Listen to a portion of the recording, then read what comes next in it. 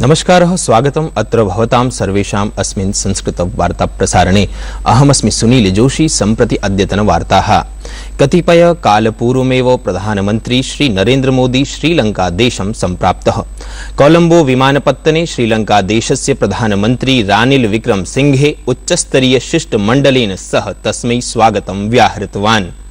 हिंद महासागर स्थानां त्रयाणां राष्ट्राणां यात्राक्रमे Seychelles Mauritius देशयोः यात्रां सुसम्पाद्य श्रीलंका देशः प्रधानमन्त्रिणः अन्तिम यात्रास्थलम् अस्ति। 28 वर्षावधौ श्रीलंका देशं प्रतिगतो असौ प्रथमो भारतीय प्रधानमन्त्री वर्तते। प्रधानमन्त्री मोदी श्रीलंका राष्ट्राध्यक्षेण मैत्रीपाल सिरिसेना महोदयेन सह शिखर सम्मेलनं विधास्यति। किंच श्रीलंकायाः प्रधानमन्त्रिणा सह अपि असौ चर्चां करिष्यति। तस्येयं यात्रा सर्वविधानाम् उभयपार्श्विक सम्बन्धानां कृते कल्याणकारिणी मन्यते। नैर्वाचनिक परिष्कारान् आलक्ष्य विद्यायोगेन ये परिष्काराः सम्मर्शिताः तेषु एकस्मै स्थानाय एव प्रत्याशित्वं मुख्य निर्वाचनायुक्तस्य द्वयोः निर्वाचनयुक्तयोश्च अधिशासी मण्डलेन नियुक्तिः निर्दलीयानां प्रत्याशित्वे निषेधादयः सम्मिलिताः सन्ति। एकस्मिन् वर्षे नैर्वाचनिक परिष्कारेषु इयं खलु द्वितीया विज्ञप्तिरस्ति।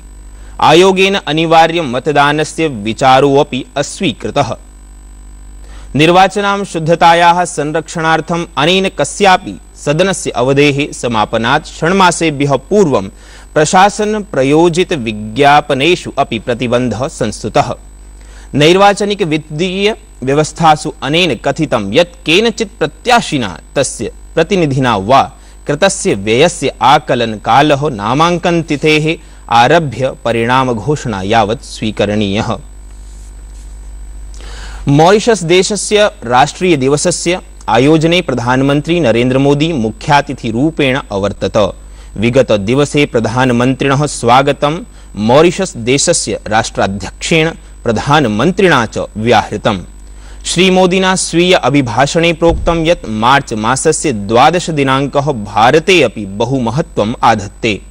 यतो हि यस्मिन्नेव दिवसे विगत शताब्दे 30तमे वर्षे महात्मा गान्धिना सुख्यातं दाण्डी मार्च इति प्रयाणं समारब्धमासीत्। अपरत्र विगत शताब्दे 68तमे वर्षे अस्मिन्नेव दिने मॉरिशस देशेन स्वाधीनता सम्प्राप्तासीत्। 92तमे वर्षे अस्मिन् एव दिवसे राष्ट्रमण्डलान्तर्गतं संघीय गणराज्यत्वम् अनेन अधिगतम्।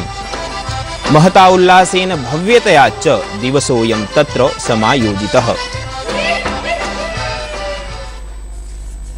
दीर्घावधेः निलम्बितम् आगोप विधेयकं विस्तृत चर्चाम् अनुसृत्य संसदः उच्चसदनेऽपि स्वीकृतिम् अवाप्नोत्। राष्ट्रीय लोकतान्त्रिक व्यूह प्रशासनस्य प्रथमः अयम् आर्थिकः परिष्कारोपायः आगोप क्षेत्रे प्रत्यक्ष वैदेशिक निवेशस्य मात्रां प्रतिशतं 49 मिता कर्तुं प्रावधानं विदधाति। वैदेशिक निवेशम् आलक्ष्य प्रशासनस्य गोपनीय प्रपत्राणां क्षरणस्य विक्रयस्य च प्रकरणम् आलक्ष्य केन्द्रीयान्वीक्षण विभागेन दिल्ल्यां मुम्बय्यां च अन्वेषणं विधीयते। तथोक्तरूपेण कतिपयैः प्राशासनिक अधिकारिभिः एतेषां प्रपत्राणां विक्रयः मुम्बईस्थ कस्मैश्चित् चार्टर्ड अकाउण्टेण्ट् इति लेखा विशेषज्ञं प्रति कृतः आसीत्। तेन च विशेषज्ञेन पुनरेतानि पत्राणि अनेकेभ्यः औद्योगिक समवायेभ्यः प्रदत्तानि। तस्य लेखा विशेषज्ञस्य आवासात् कार्यालयात् च 60 लाख रूप्यकाणि अन्वेषणे प्राप्तानि। तं समेत्य 3 जनाः निगृहीताः।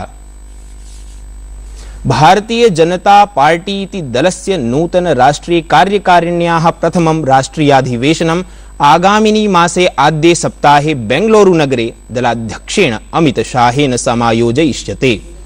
11,100 कार्यकारिणी सदस्यानां सूच्ये अमित शाहेन अन्तिम रूपं प्रदत्तम्।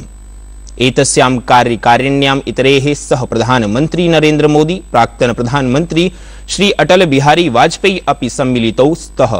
भारतीय जनता पार्टी इति दलेन शासितानां 8 राज्यानां मुख्यमन्त्रिणः, 2 उपमुख्यमन्त्रिणौ, 24 प्राक्तन उपमुख्यमन्त्रिणः, 3 प्राक्तनाः उपमुख्यमन्त्रिणः च कार्यकारिण्यां स्थायीरूपेण निमन्त्रित सदस्याः सन्ति। Shri Aurobindo Foundation for Culture इत्याख्य संस्थया बुधवासरे पुदुचेरी नगर्याम् एकं विशिष्टं व्याख्यानम् आयोजितम्। व्याख्यानेऽस्मिन् मुख्यवक्ता American Institute of Vedic Studies इति संस्थानस्य संस्थापक निदेशकः डॉक्टर डेविड फ्रॉली अवर्तत।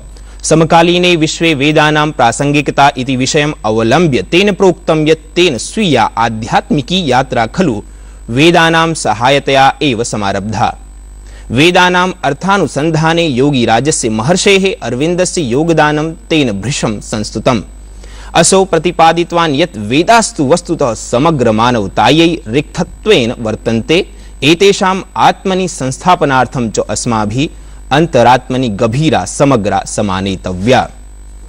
अनेन सहैव सम्पन्नता माप्नोति संस्कृत वार्ता प्रसारणमेतत्। श्वः नूतनाः वार्ताः समुपादाय पुनरागमिष्यामः।